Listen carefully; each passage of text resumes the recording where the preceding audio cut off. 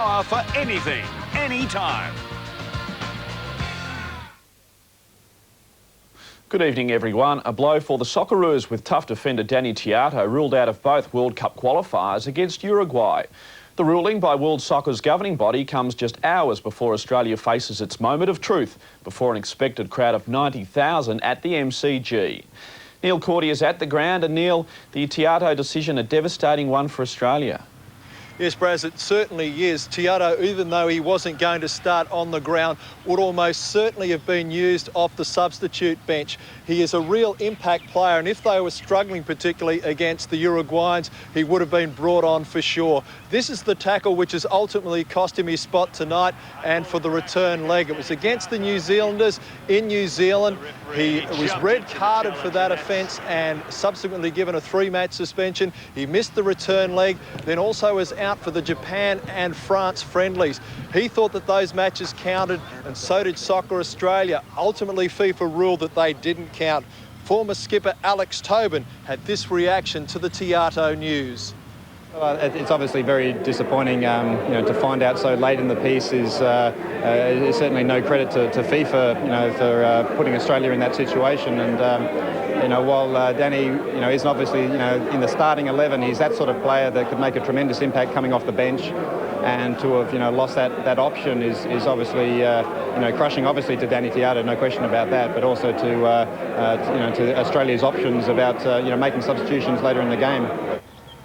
Alex Tobin, the Socceroos captain, of course, for the famous Iran match 4 years ago, and he gathered with some other Socceroos greats in Melbourne today, and I'm sure the Iran match was a hot topic of conversation.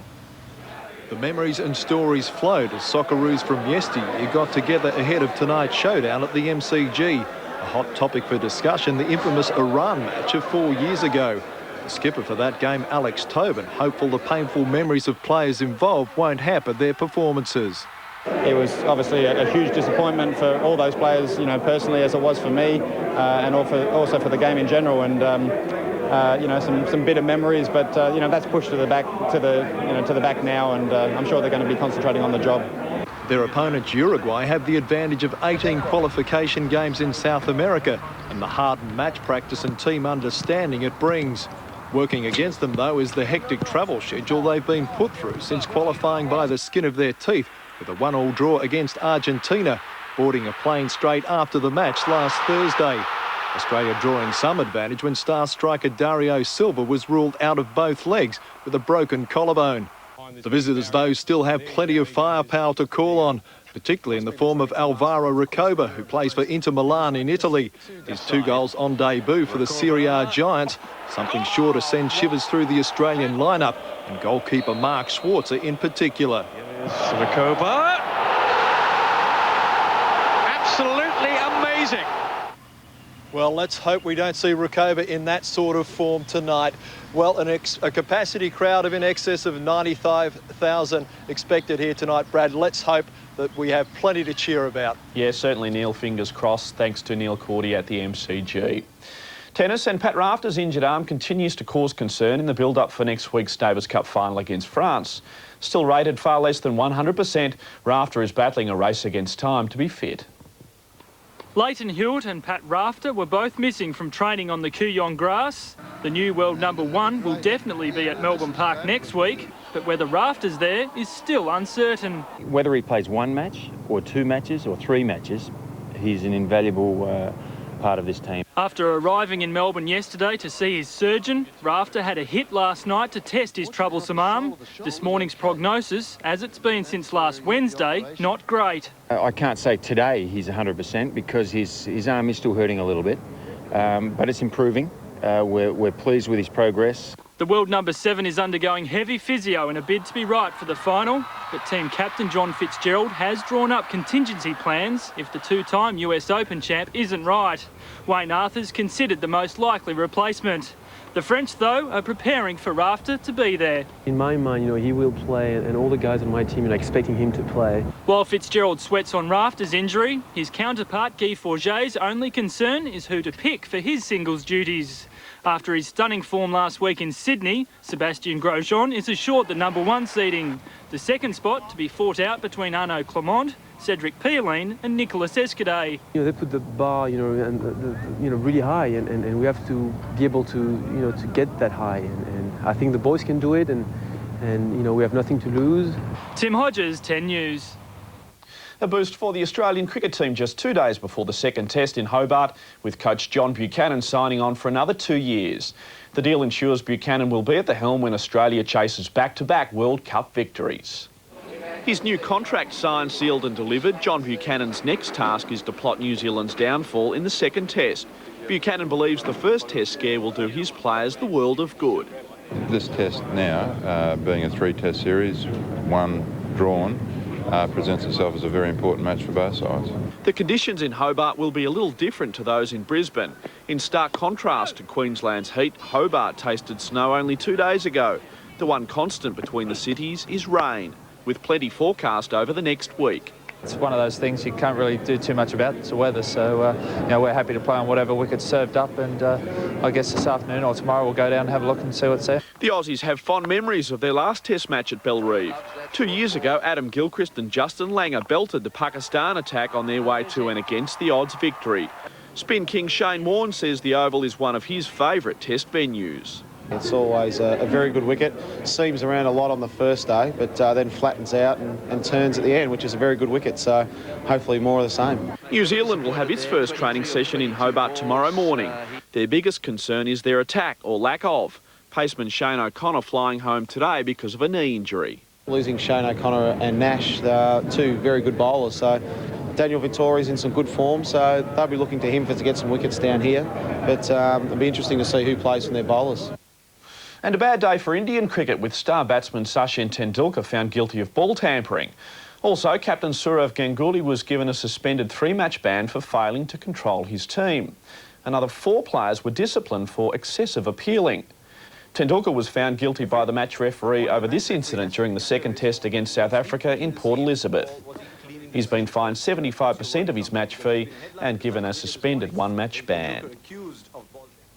Football, and after 6 months in the wilderness, sacked Fremantle coach Damian Drum is back. He's taken over the VFL's perennial wooden spooners, the Bendigo Diggers. And for both the coach and his new charges, it's a last chance. Damian Drum has arrived in Bendigo on a mission. After failing at the Dockers, he wants to resurrect his own coaching career and the dismal fortunes of the lowly Bendigo Diggers. It's been tough to walk away from a job that you just know we're probably halfway through, but that happens in footy.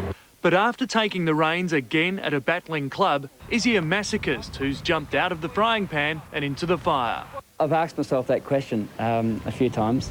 Listen, unless the board was able to convince me that it was a doable option, I wouldn't have come. And the board were able to convince me that this is a doable situation that we're in. Damian Drum's record at Fremantle was 13 wins from 53 games. But over the last 4 years, the Diggers have managed to take the points on only 8 occasions out of 75.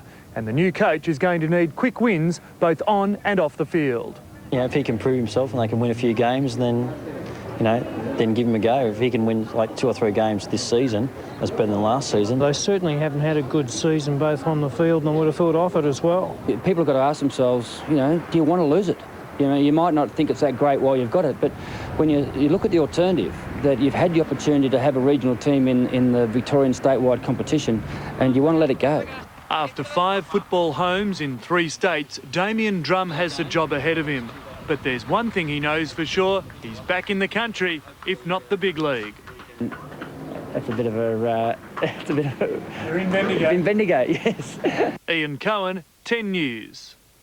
To rugby league, and Melbourne Storm has given up its experiment under the roof at Colonial Stadium and will go back to its home of the previous 3 years at Olympic Park. The Storm has agreed to play 12 home games at their old ground next season, a decision welcomed by fans who've complained about a lack of atmosphere at Colonial. For us to play at Colonial Stadium, to fit around 4 AFL sides, it was very, very difficult for us to get a schedule that was going to keep our supporters happy. John says Olympic Park will return Storm's big home ground advantage. Other clubs calling it the graveyard because it was so difficult to leave with the 2 points. The death of his grandfather has cast a shadow over Adam Scott's preparation for this week's Australian Open on the Gold Coast.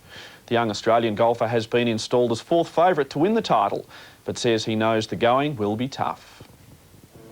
Some of the world's biggest golfing names made the most of today's Pro-Am to get to know the relatively new Gold Coast course. Young gun Adam Scott got his first close-up look and was highly impressed, except for one problem. Yeah, I have to question a couple trees in the fairways. That's my pet hate. Not many things bother me with golf courses, but trees in the middle of the fairways, I don't think that's fair.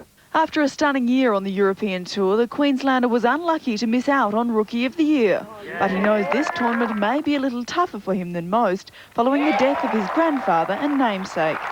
But, it's never easy when you lose a member of the family. Someone in the family is going to be affected worse than others. And, hopefully it was a blessing for him and he didn't have to suffer.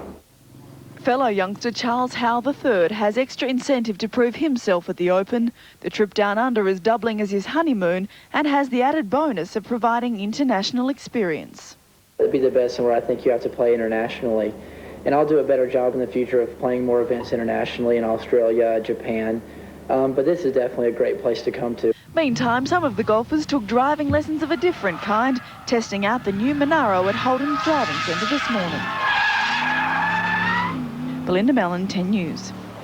And Mel, I'll see you with bells on at the MCG. Or raincoats. No need raincoats. We've just about dried out. Week, yeah. Having just dried out from the Sunday friendly the other week. We'll cross to Mike Larkin shortly at the MCG with news of a mostly cloudy day.